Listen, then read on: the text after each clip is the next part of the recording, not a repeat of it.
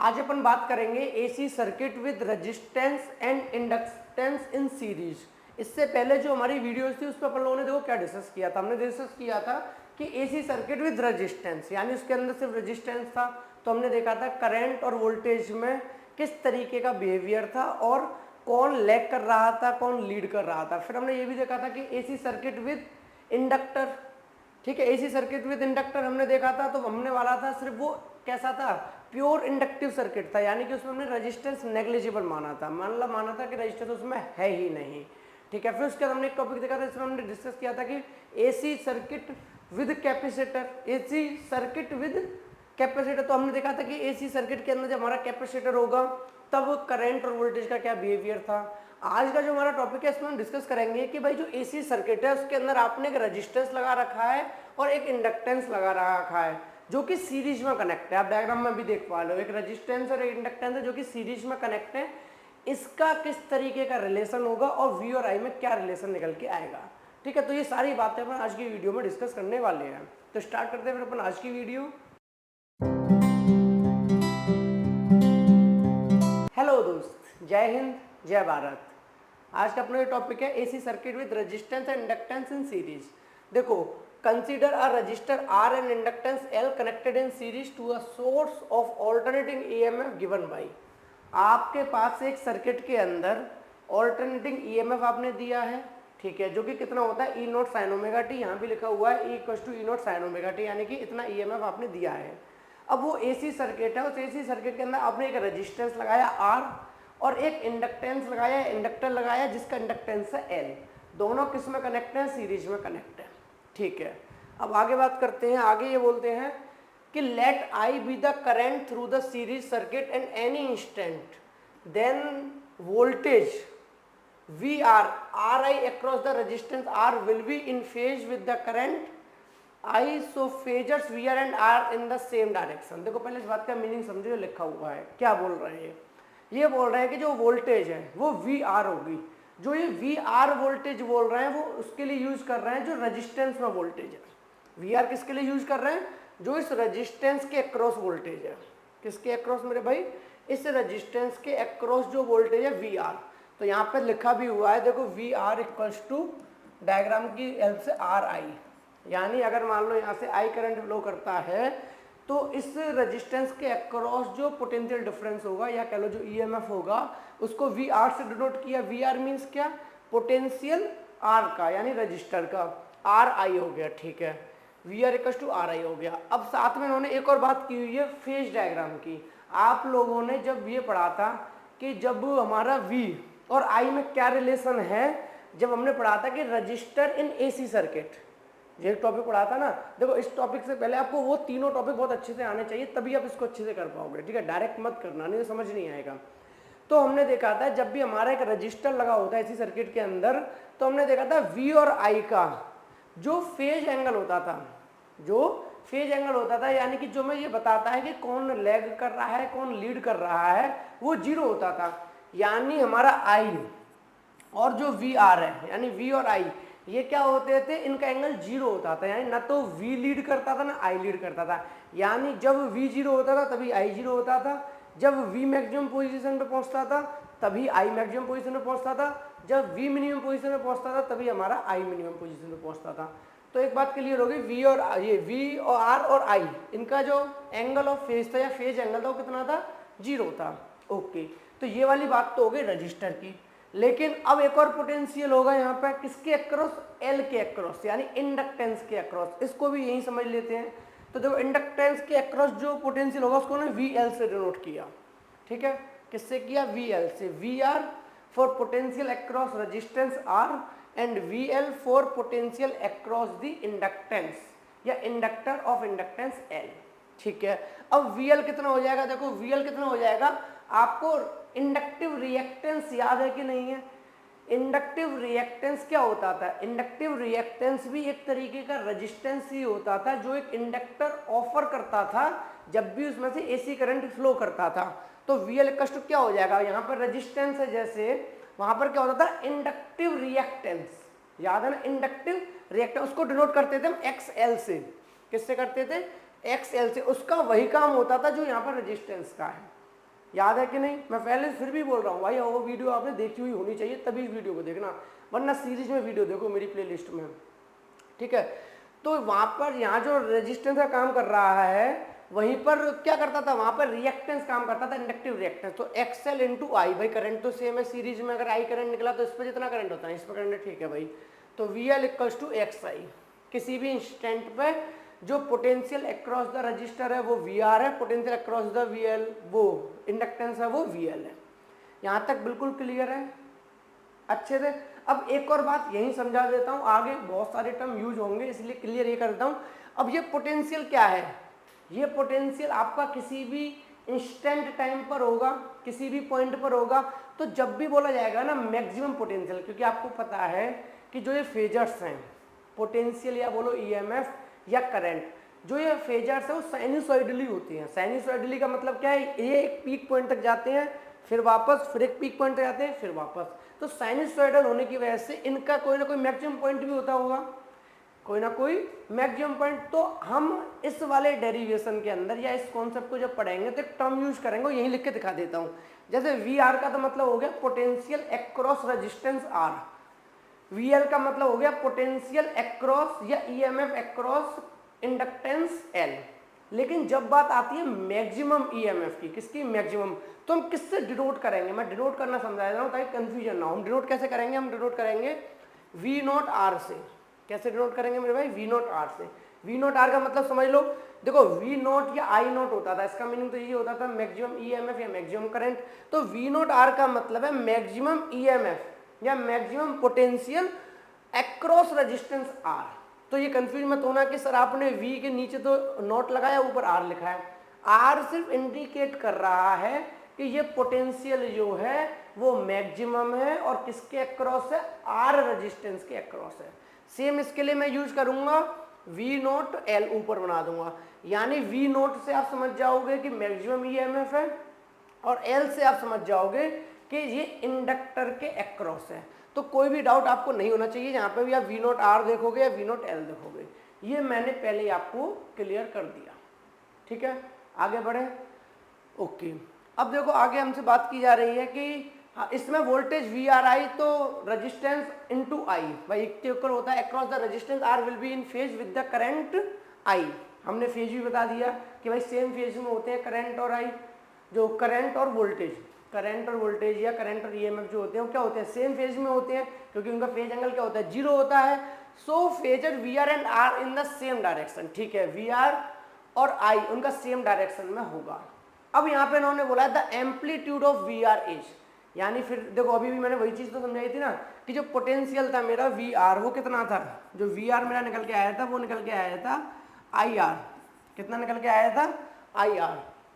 तो अब एम्पलीट्यूड की बात कर रहे हैं तो आप लोग को याद होगा एम्पलीट्यूड क्या होता है, एम्पलीट्यूड उस फेजर की मैक्सिमम वैल्यू होती है। यानी अगर इस पोटेंशियल की बात करोगे या इस ईएमएफ की बात करोगे तो जो आपकी मैक्सिमम वैल्यू होगी वही इसका एम्पलीट्यूड होगा। तो यहाँ क्या लिखा है, the amplitude of V R. तो आप कैसे डिनोट करोगे इसे, वी नोट यानी कि मैक्सिमम वैल्यू और यहाँ पे लिख दोगे आर इक्वल्स टू। अब भाई जब ईएमएफ मैक्सिमम है या पोटेंशियल, देखो फिलहाल पोटेंशियल और ईएमएफ में दोनों वर्ड इसलिए बार बार एक साथ यूज कर रहा हूँ क्योंकि यहाँ हमें पढ़ते हुए इस चैप्टर को पढ़ते हुए अभी बहुत ज़्यादा फर्क नहीं आ रहा है, ठीक है। तो हम पोटेंशियल वी को ईएमएफ के बराबर ही मान के चल रहे हैं। आपको पता है दोनों ही सेम होते हैं क्योंकि दोनों की यूनिट भी सेम है, वोल्ट, वो वोल्ट होती है जो, ठीक है। तो वी नॉट आर, अब अगर पोटेंशियल आपका मैक्सिमम है तो करंट भी क्या होगा मैक्सिमम, तो आई नॉट आर। तो चेक करो वही लिखा है V not R I not R. इसका मीनिंग क्या है कि amplitude of V R, amplitude of V R. तो आर को ऊपर शिफ्ट कर दिया क्योंकि इंडिकेट तो करना पड़ेगा कि पोटेंशियल अक्रॉस आर है और वी नॉट बता रहा है maximum value I not R. बात क्लियर है। तो ये आपको अक्रॉस रेजिस्टेंस आर पता चल गई, लेकिन अभी तो आपको पोटेंशियल किसके अक्रॉस निकालना है, इंडक्टर के अक्रॉस, क्योंकि भाई रेजिस्टेंस के अक्रॉस निकाला है तो पोटेंशियल तो अभी इसके इंडक्टर के अक्रॉस भी निकालना पड़ेगा इस डायग्राम के हिसाब से। तो ठीक है, अब इसके अक्रॉस देखते हैं।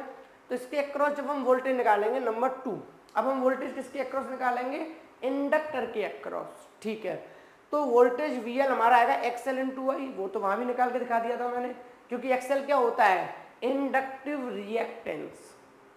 क्या होता है मेरे भाई, इंडक्टिव रिएक्टेंस, यानी कि ये एक तरीके का रेजिस्टेंस ऑफर करता है ऑल्टरनेटिंग करंट को, जब इसके अंदर से फ्लो करता है, ठीक है। तो VL equal to XL across the inductance L, बहुत बढ़िया, is ahead of the current I phase by π/2 radian. अब याद करो कि जब हमने पढ़ा था कि जब हमारा इंडक्टर AC सर्किट में होता है, जब हमारा इंडक्टर AC सर्किट में होता है तो आपने क्या पढ़ा था, आपने पढ़ा था कि वो जो अपन का वोल्टेज होता है across the inductance L, V is ahead of the current I phase by π/2 radian, so VL lies π/2 radian anti clockwise with respect to the phasor I। कहने का मतलब क्या है, अगर आपका करंट ये है I, तो ये कह रहे हैं कि जो वोल्टेज होता था इस वाले केस में, किसके केस में, जब आपके AC सर्किट में इंडक्टर को लगाया जाता है, तो उस केस में आपने देखा था कि वोल्टेज और करंट सेम एक साथ नहीं चलते थे। ऐसा नहीं कि जब वोल्टेज का मैक्सिमम पॉइंट आएगा तभी I का मैक्सिमम पॉइंट आएगा, जब वोल्टेज का मिनिमम पॉइंट आएगा तभी करंट का मिनिमम पॉइंट आएगा, जो कि ऐसा रेजिस्टेंस में था, बट इसमें नहीं होता। इसमें क्या होता था, आपको याद हो, इसमें क्या होता था कि जो वोल्टेज होता था वो भाई इसको लीड करता था, कितना एंगल 90, यानी I अगर यहाँ पर है तो V इस जगह पे मिलेगा आपको, V कहाँ मिलेगा, इस जगह पे मिलेगा, यानी कि लीड कर रहा है, या कह लो करंट लेग कर रहा है, यानी करंट पीछे है, या कह लो कि वोल्टेज आगे है, EMF आगे है।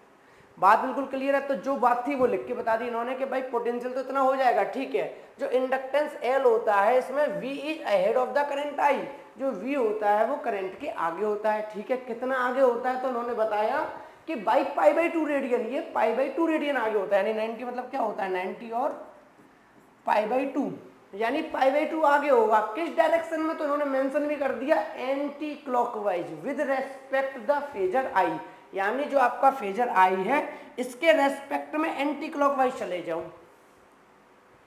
जो आपका फेजर I है इसके रेस्पेक्ट कहाँ चले जाओ, एंटी क्लॉकवाइज चले जाओ, तो π/2 की दूरी पर जाके आपको V फेजर मिल जाएगा, या कह लो V लीड कर रहा है। वही लिखा हुआ है इट्स एम्पलीट्यूड इज, फिर से वही बात आ गई कि भाई इसका एम्पलीट्यूड क्या होगा, तो एम्पलीट्यूड क्या होगा, फिर से वही बात, मैक्सिमम, जैसे आपका VL कितना दिया हुआ है, पोटेंशियल VL दिया हुआ है आपका XL और I, ये दिया हुआ है, VL क्या दिया हुआ है, XL और I, तो मैक्सिमम पोटेंशियल क्या होगा, आपने V0 लगा दिया, अब L ये दिखाने के लिए लगा दिया कि भाई ये इंडक्टर का है, तो यहाँ पर भी क्या हो जाएगा XL, और ये क्या हो जाएगा आपका I0, क्या हो जाएगा I0, तो देखो वही लिख दिया है I0 और XL, V0 L V0 L, I0 as it is XL, ठीक है। I0 मतलब क्या, मैक्सिमम करंट है, क्लियर है। तो ये आपको एम्पलीट्यूड हो गया, यानी आपको एक तो एम्पलीट्यूड मिल गया कि रेजिस्टेंस के अक्रॉस कितना होगा, एक एम्पलीट्यूड आपको मिल गया कि भाई इंडक्टर के अक्रॉस कितना होगा, दोनों मिल गए। इक्वेशन 2 मान लेता हूँ अलग अलग, where XL is the inductive reactance, वो तो क्लियर, ये XL हमारा यहाँ पे क्या है, XL is the inductive reactance. Okay, आगे बढ़ते हैं। By parallelogram law of vector addition, यानी पैरेललोग्राम लॉ ऑफ वेक्टर के हिसाब से अब हमारे पास दो हैं, एक हमारा इंडक्टर की वजह से है और एक हमारा रजिस्टर की वजह से है। अब दोनों को कंबाइन करना पड़ेगा। अब कंबाइन करने के लिए ये हेल्प ले रहे हैं parallelogram law of vector addition की। किसकी हेल्प ले रहे हैं, parallelogram law of vector addition की। अब यहाँ पर एक बात बच्चों के मन में आती है कि sir parallelogram law of vector addition की हेल्प क्यों ले रहे हैं, जबकि V तो हमारा स्केलर है, V क्या है हमारा स्केलर क्वांटिटी, और भाई I भी हमारा स्केलर क्वांटिटी, I भी क्या है हमारा स्केलर क्वांटिटी। तो जब V हमारा स्केलर क्वांटिटी है तो इसमें वेक्टर सम कहाँ से आ गया, यही डाउट है ना आपका। तो देखो मेरे भाई इस बात का जवाब सुनो, अगर कोई क्वांटिटी, अगर ये V DC का होता, अगर ये V किसका होता, DC करंट का होता, तो बिल्कुल कोई दिक्कत वाली बात नहीं है, नॉर्मल ऐड हो जाता। लेकिन ये V जो है किसका है, AC करंट का है, या कह लो ऑल्टरनेटिंग सर्किट के अंदर है। किसके अंदर है, ऑल्टरनेटिंग सर्किट के अंदर। इसको ऐसे समझ सकते हो, जब भी कोई क्वांटिटी साइनसॉइडली होती है, जब भी कोई क्वांटिटी साइनसॉइडली होती है, साइनसॉइडली का मतलब क्या है, साइन के हिसाब से बदलती है, यानी जब भी कोई क्वांटिटी साइनसॉइडली होती है, इस तरीके से साइन का ग्राफ बनाती है, तो उस क्वांटिटी को कंबाइन करने के लिए वेक्टर लॉ ऑफ एडिशन ही लगाए जाते हैं। या फिर अब ऐसे सुन लो कि अब तक क्या पढ़ा था आपने, vector law of addition vector में लगते हैं, आज से एक बात और जोड़ लो कि vector law of addition vector में भी लगते हैं, साथ के साथ फेजर्स में भी लग सकते हैं। अब तो ठीक है, किस में लगते हैं? फेजर्स में भी लगते हैं। और आपको पता है जब मैंने फेजर्स वाला टॉपिक पढ़ाया था तो मैंने बोला था कि यहाँ पर फेजर्स कौन कौन है, एक तो आपका वोल्टेज है E और एक आपका करंट है I। तो क्लियर है? तो अब से आपको क्या याद रहेगा? आपको याद ये रहेगा कि भाई वेक्टर सम जो होता है वो वेक्टर्स में तो लगता ही है, उसके साथ साथ फेजर्स में भी लगता है। बस अब करंट में भी लगेगा, अब ईएमएफ में भी लगेगा। और फेजर्स आप कब बोल पाओगे? जब साइनसॉइडली क्वांटिटी होगी, क्योंकि साइनसॉइडली वेरिंग क्वांटिटी को ही फेजर्स बोलते हैं। तो क्लियर हो गया? मैं करंट को भी वेक्टर लॉ ऑफ एडिशन से ऐड करूंगा, जरूरत पड़ेगी तो। बात क्लियर है? क्यों करूंगा? क्योंकि फेजर है। अभी भी मैंने बता दिया ना कि वेक्टर्स के अलावा फेजर्स भी वेक्टर लॉ ऑफ एडिशन को फॉलो करते हैं। तो अब ये प्रॉब्लम सॉल्व हो गई कि क्यों कर रहे हो ऐसा जब किसके लिए क्वांटिटी। हाँ, डायरेक्ट करंट की बात आएगी। डायरेक्ट करंट में कोई साइनसॉइडली क्वांटिटी होती नहीं है। आई जो होता है वो सीधा I equal to V upon R होता है, लेकिन यहाँ पे आई इक्वल टू क्या होता है? I not sine omega T. तो साइन पे डिपेंड करता है, तो यहाँ पर vector law of addition follow होंगे। तो ये बात क्लियर हो गई। तो आगे बढ़ जाते हैं कि अब पहला लॉ ऑफ वेक्टर एडिशन से क्या होगा। आपको वी आर पता है, आपको वी एल पता है, इनका वेक्टर सम किसके बराबर होगा? इनका रिजल्टेंट ईएमएफ के। वो तो सिंपल सी बात है। आपका रजिस्टर की वजह से पोटेंशियल वी आर, आपका इंडक्टर की वजह से रेजिस्टेंस, वो सॉरी इंडक्टर की वजह से पोटेंशियल, आपका रेजिस्टेंस की वजह से potential V L V R, और आपका इंडक्टर की वजह से रेजिस्टेंस, वो इंडक्टर की वजह से पोटेंशियल वी एल। तो जब आप दोनों पोटेंशियल को कंबाइन करोगे, जब आप दोनों पोटेंशियल को कंबाइन करोगे, वो भी कैसे कंबाइन करोगे? नॉर्मल एडिशन नहीं, जब वेक्टर एडिशन करोगे तो आपको नेट ईएमएफ या रिजल्टेंट ईएमएफ मिल जाएगा। तो अब अपन इसी को टारगेट करके सॉल्व करते हैं, ठीक है। अब रूल क्या कहता है, अब आपको याद होगा कि E nought square equal to क्या होता है? वी नोट आर का whole square, V note L का होल स्क्वायर। अब देखो ध्यान से समझना, यहाँ पर मैं जो भी बात करूंगा ना वो मैक्सिमम करंट की, मैक्सिमम ईएमएफ की बात करूंगा, इसीलिए मैं ई नोट वी नोट यूज कर रहा हूँ, ठीक है। चाहता तो मैं ई वी भी यूज कर सकता था, लेकिन मैंने आपको क्या बताया कि जो भी क्वांटिटी मैं कैलकुलेट कर रहा हूँ वो मैक्सिमम वैल्यू पे कर रहा हूँ। एस एल अरोड़ा की बुक में भी मैक्सिमम वैल्यू पे ही कैलकुलेट हुई है, ठीक है। तो यहाँ भी मैं मैक्सिमम वैल्यू पे कैलकुलेट करूंगा। तो ई नोट का square equal to V note R square plus V note L square. Clear है? वी नोट आर क्या था? Potential maximum across resistance R. V L क्या था? पोटेंशियल एक्रॉस इंडक्टर, और वो भी कैसा? मैक्सिमम, इसका स्क्वायर। तो पाइथागोरस थ्योरम के हिसाब से इन्होंने बोल दिया, पाइथागोरस थ्योरम के हिसाब से, कि ई स्क्वायर इक्वल टू होगा V note R square V note L square. बात बिल्कुल अच्छे से क्लियर है यहाँ तक, ठीक है। अब ऐसा इन्होंने क्यों बोल दिया, ध्यान से समझना। ये कहाँ से आ गया, ये कैसे आ गया? अब आपको भी मैंने बताया था कि जो आपका जब रेजिस्टेंस वाला पोटेंशियल था, रेजिस्टेंस वाला जो पोटेंशियल था और रेजिस्टेंस वाला जो करंट था, उसका फेजर डायग्राम बनाया था तो एक ही डायरेक्शन में मिला था, यानी इस डायरेक्शन में। तो इस डायरेक्शन में आपका क्या क्या हो गया? आपका हो गया वी आर और आई आर, वी आर और आई आर, या फिर आई बोल सकते हो, सिंपल, कोई दिक्कत नहीं क्योंकि सीरीज में कनेक्टेड, ठीक है। और इसके अक्रॉस आपका वी एल कहाँ मिला था आपको? वी एल जो हमने देखा था वो कितना था? आई के 90 डिग्री था। तो यानी क्या मैं कह सकता हूँ, वी एल और वी आर जो मेरा पोटेंशियल अक्रॉस इंडक्टर है और पोटेंशियल अक्रॉस रजिस्टर है, क्योंकि देखो फेजर डायग्राम में ये तो आया था कि जो रेजिस्टेंस का पोटेंशियल है, जो करंट का, वो तो इसी डायरेक्शन में आया था, और जो इंडक्टर के अंदर वोल्टेज आया था वो करंट से कितना आया था? 90 आ गया। तो करंट तो सेम ही है, चाहे रेजिस्टेंस का हो चाहे इंडक्टर का हो, तो करंट से कितना आ गया था? 90। तो वी आर और वी एल इन दोनों के बीच में कितना एंगल बन गया? 90 डिग्री का।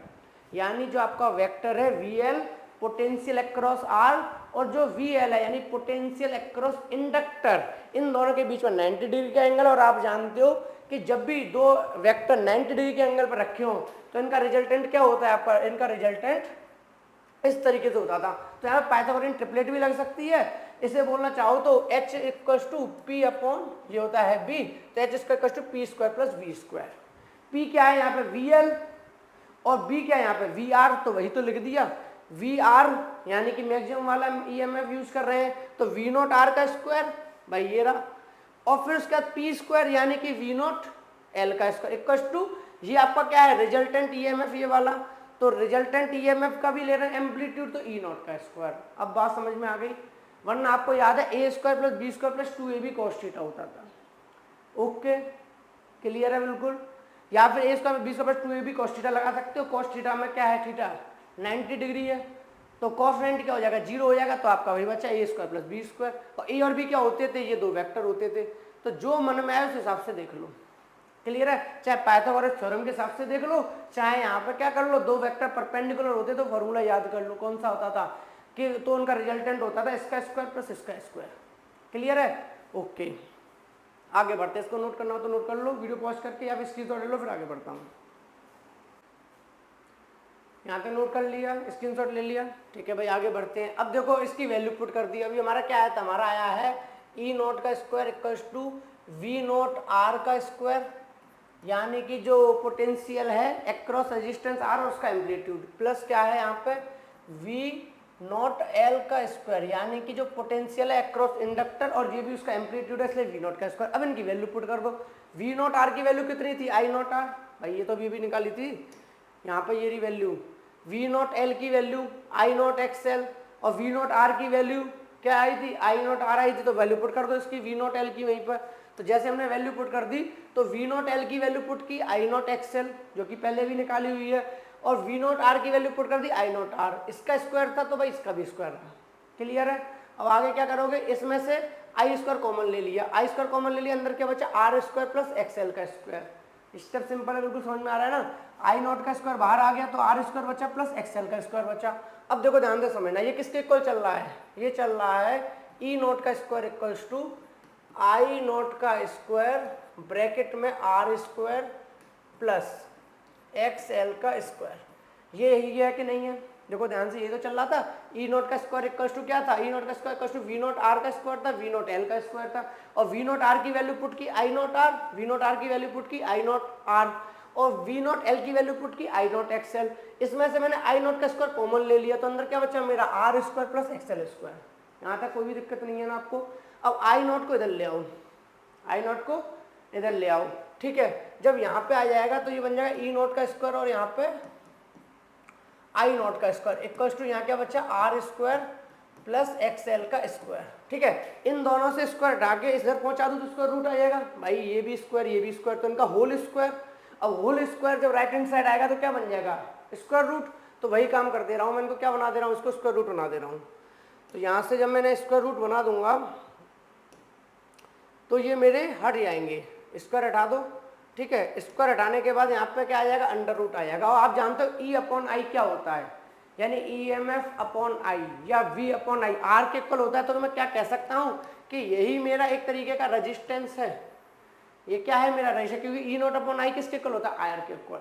तो वही मैंने समझाने की कोशिश की है कि जो हमारा रजिस्टेंस है, जो हमारा रजिस्टेंस है किसके अंदर, एक ऐसे एसी सर्किट के अंदर जिसमें एक तो आपने इंडक्टर लगा रखा है, एक आपने रजिस्टर लगा रखा है, उसमें जो टोटल रजिस्टेंस ऑफर होगा वो कितना होगा आर स्क्वायर यानी जो रजिस्टर है, और एक्सएल यानी कि जो क्या है आपका रिएक्टेंस है, जो आपका इंडक्टिव रिएक्टेंस है। इनका जो स्क्वायर रूट आएगा वो क्या होगा नेट रेजिस्टेंस होगा, जो कि ऑफर किया जाएगा उस एसी सर्किट के द्वारा किसके लिए ऑल्टरनेटिंग करंट के लिए, जो कि इसमें से फ्लो करेगा।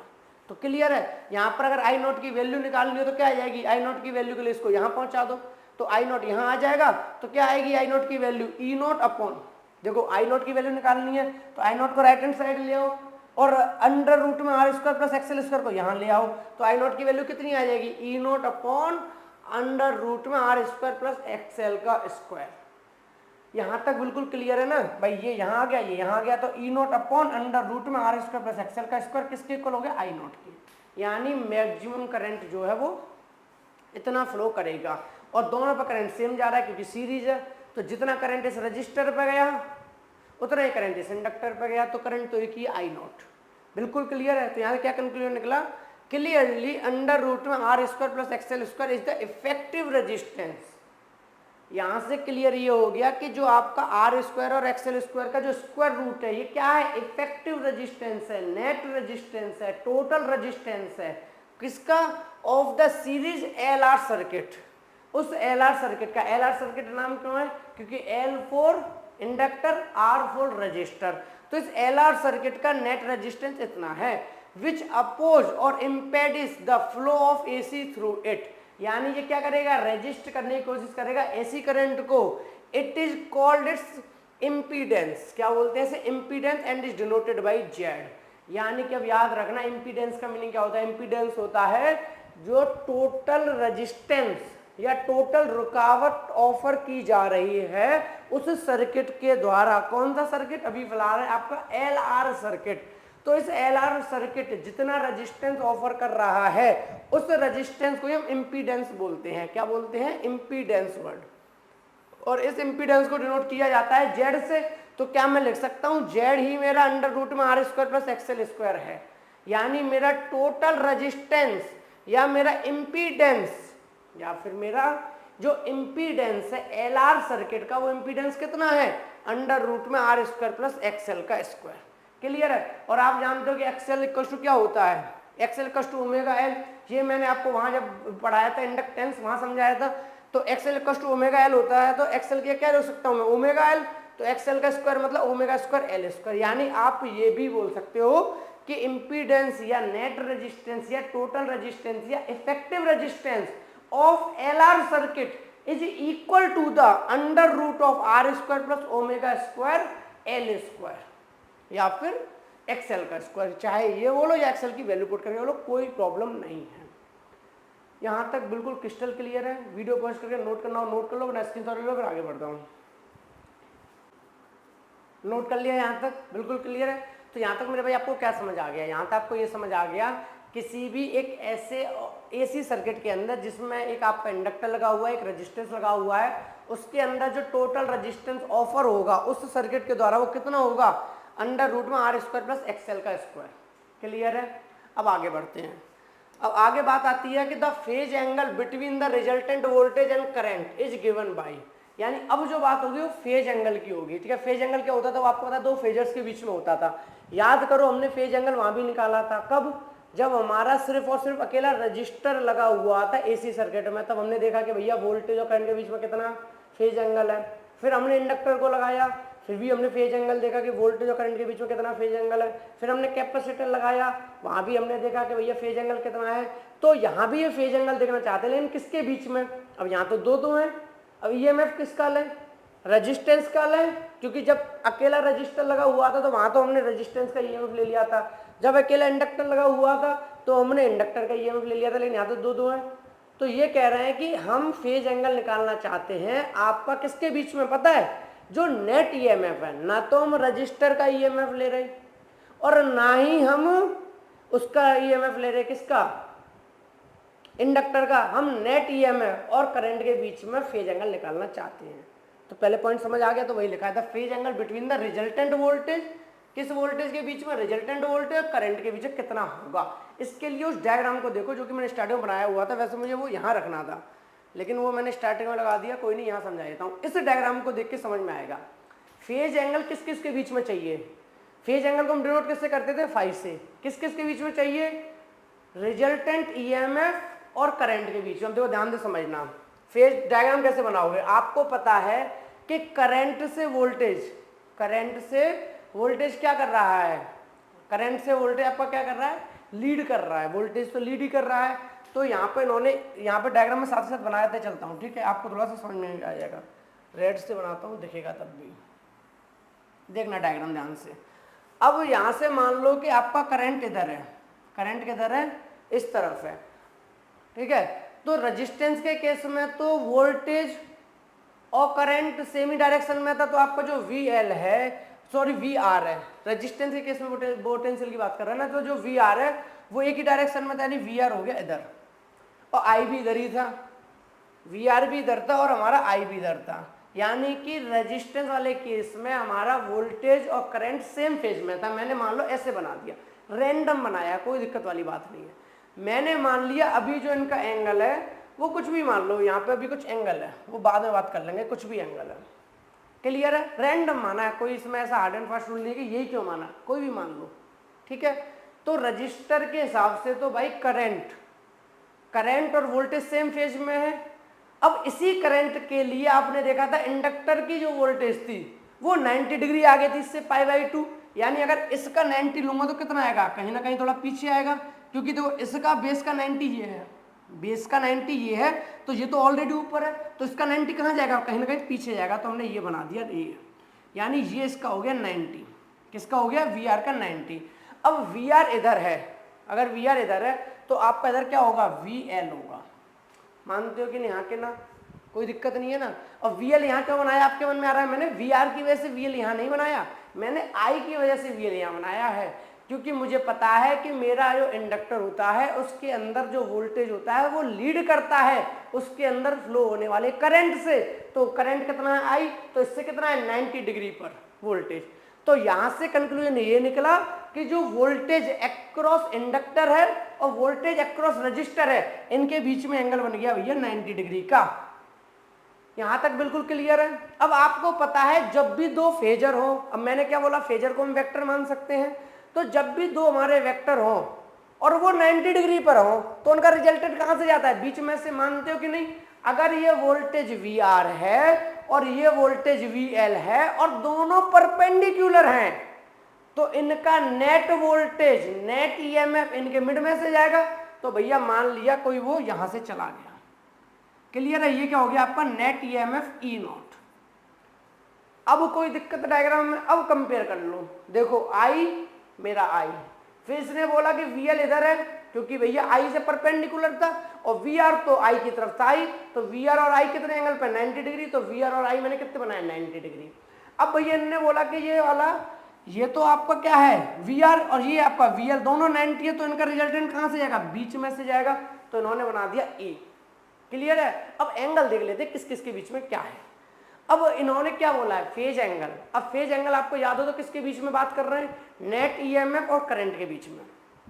फेज एंगल की बात क्या कर रहे हैं, नेट करंट ईएमएफ बीच में, वो कितना होता है, फाई होता है, तो इन्होंने इसके बीच का एंगल फाई बोल दिया। किस किस के बीच में, जो आपका नेट ईएमएफ है यानी कि ये और करंट, इसके बीच का एंगल बोल दिया फाई। दिख रहा है डायग्राम में साफ साफ, फाई एंगल कौन सा माना है मैंने, ओके। तो फाई एंगल क्या माना मैंने, नेट ईएमएफ और मेरा जो क्या है, नेट ईएमएफ और करंट के बीच में।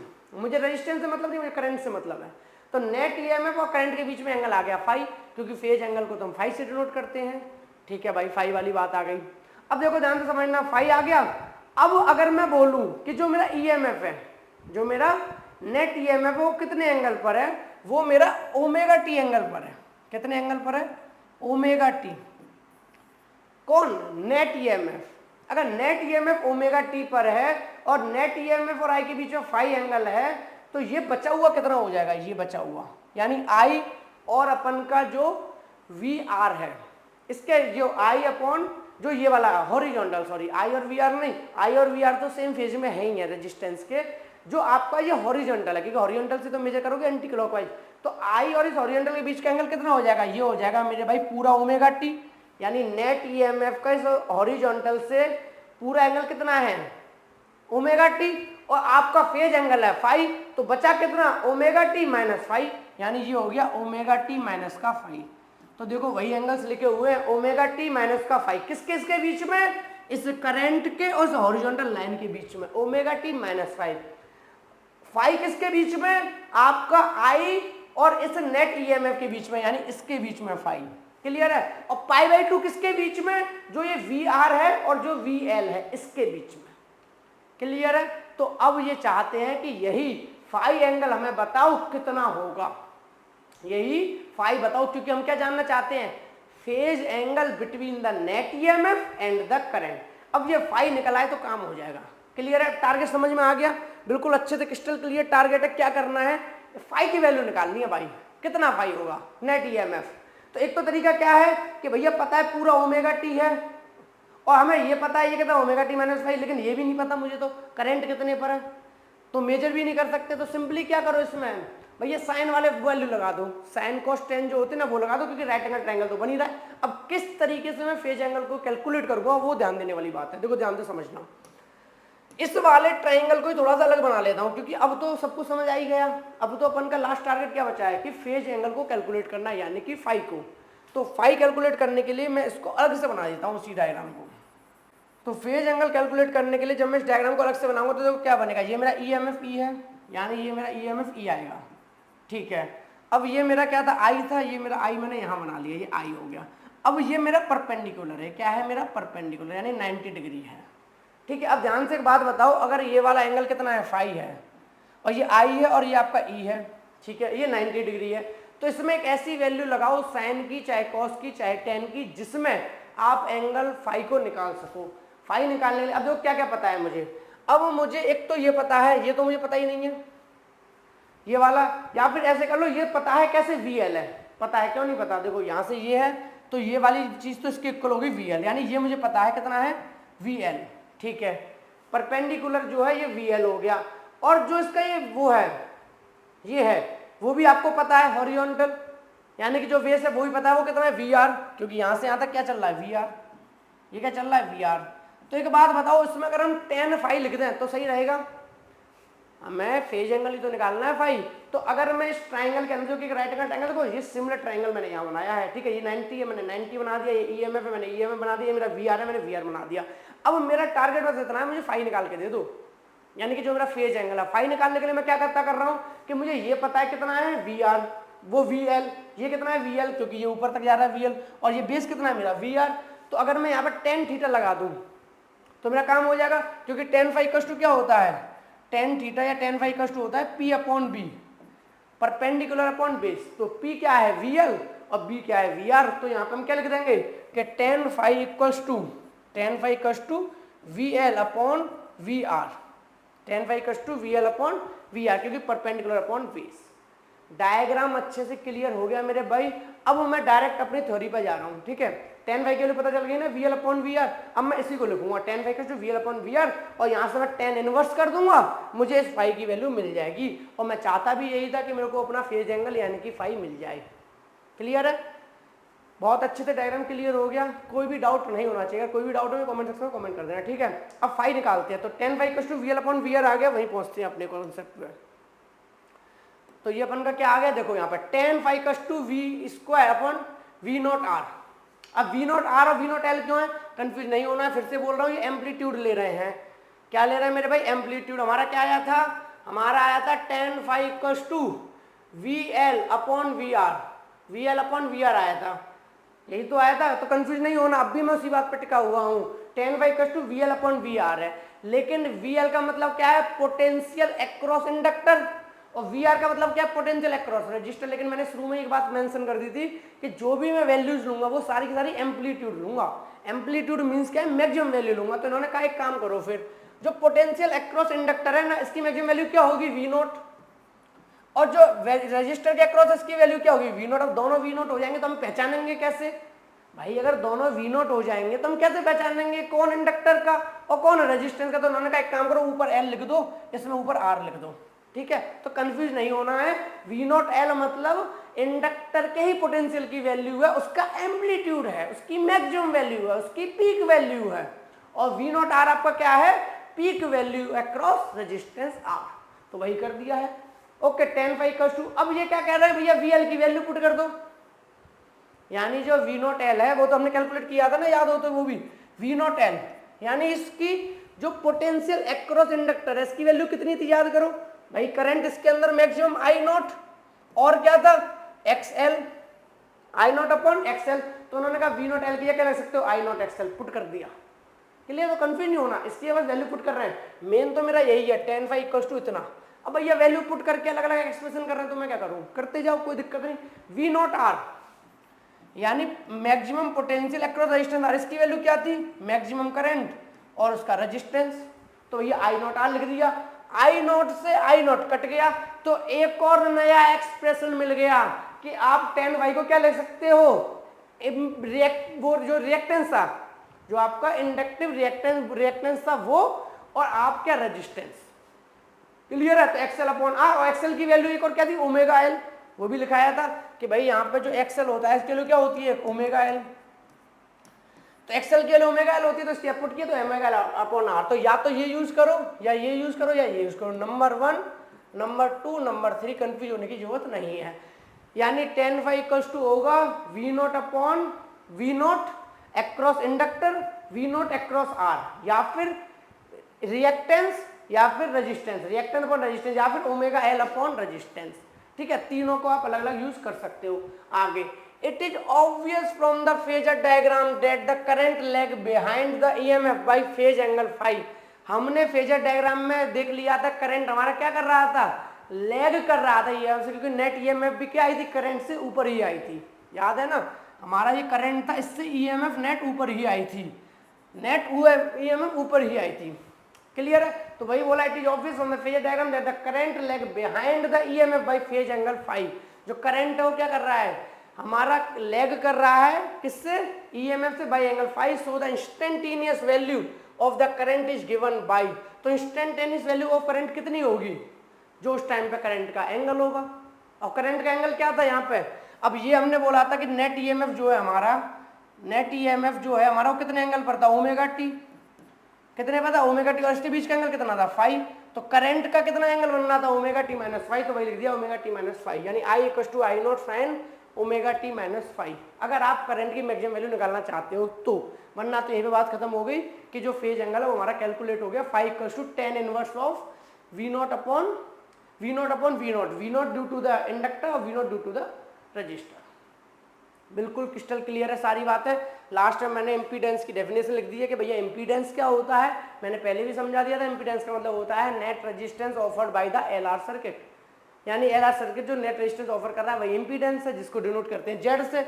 बट डेफिनेशन की जरूरत हो तो लिख दिया, the effective resistance of an electric circuit और component to alternating current arising from the combined effect of ohmic resistance and reactance, यानी जब ओमिक रेजिस्टेंस यानी कि आर और आपका रिएक्टेंस यानी कि इंडक्टर, इन दोनों की वजह से जो कंबाइंड इफेक्ट ऑफर किया जाता है, जो रेजिस्टेंस ऑफर किया जाता है किसको, इलेक्ट्रिक सर्किट के अंदर ऑल्टरनेटिंग करंट को, उसी को हम क्या कहते हैं, उसी को हम इम्पीडेंस कहते हैं, जिसको हम जेड से डिनोट करते थे, जिसका मैग्नीट्यूड भी मैंने निकाल के आपको दिखा दिया था।